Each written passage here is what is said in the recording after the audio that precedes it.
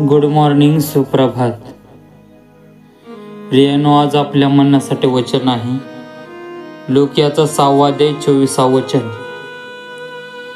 परंतु तुम्हा धनवानाची केवढी दुर्दशा होणार, कारण तुम्ही आपले सांत्वन करून पावलाच आहात.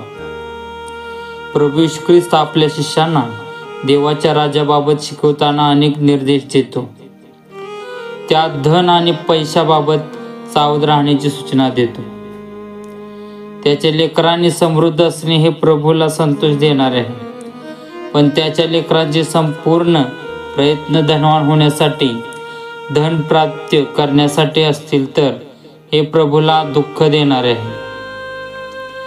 एका गावात घोडागाडी चालवणारा गरीब मनुष्य प्रभू येशूच्या भयात आपल्या कुटुंबासोबत आनंदाने आणि समाधानाने राहत होता. रोज प्रभूची प्रार्थना, सांत्वनाची गीते, शनिवारची उपासना या सर्व गोष्टींमुळे त्याच्या घरात शांती आणि समाधान होते. आपल्या थोडक्या उत्पन्नात तो समाधानी होता, पण त्याच्या शेजारी राहणाऱ्या धनवान माणसाच्या घरात मात्र ह्या विरुद्ध परिस्थिती होती. सकाळपासून भांडणे, लोभ, आजार, अशांती अशा गोष्टीची त्याच्या घरात गर्दी झाली होती. शेजारचे गरीब कुटुंब पाहून हा धनवान माणूस अस्वस्थ असते.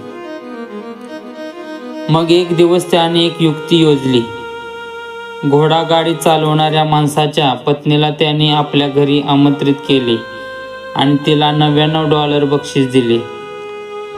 सायंकाळी ते बक्षीस आपल्या पतीला दाखवले आणि त्यात $1 टाकून $100 रक्कम भविष्याच्या तरतुदीसाठी बँकेत ठेवण्याची योजना देखील सांगितली. दुसऱ्या दिवशीपासून घोडागाडी चालवणारा जास्त श्रम करू लागला, पण घरातील खर्चाच्या तडजोडीत त्याला अनेक दिवस $1 शिल्लक टाकता आला नाही. यामुळे त्याची पत्नी असमाधानी झाली आणि मग घरात हळूहळू पती पत्नी वाद सुरू झाले. रागामुळे सकाळ आणि संध्याकाळ प्रार्थनेचे खंड पडलोय. स्तवनांच्या गीतांचा आवाज बंद झाला.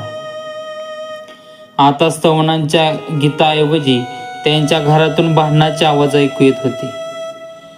$1 शिल्लक करण्यासाठी शनिवारी उपासना जाण्याऐवजी तो काम करू लागला, पण $1 त्याला शिल्लक टाकता आला नाही. अशा प्रकारे शांतीने आणि देवाच्या सांत्वनाच्या भरलेल्या घरात अशांतीने आणि सैतानाने प्रवेश केला. आपली युक्ती सफल झालेली पाहून शेजारच्या श्रीमंत व्यक्तीस फार आनंद झाला. रोजचे नवीन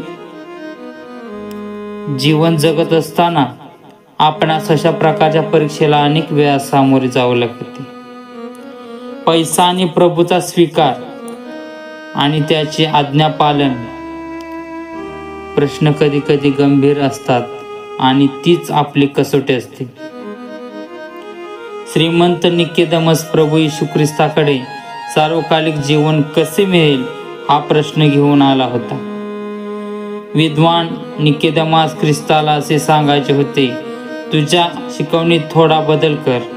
माझ्याजवळ असलेल्या सर्व धनासोबत मला स्वर्गाचे राज्य हे धन आणि स्वर्गाचे राज्य दोघांना मला सारखेच उपभोगू दे.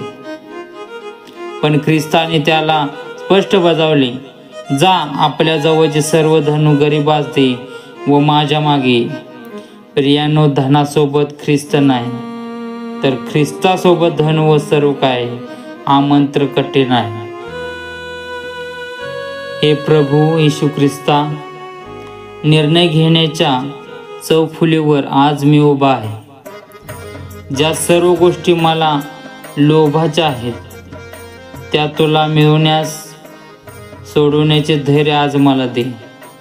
येशूच्या नावात प्रार्थना केली म्हणून तो ऐक. आमेन.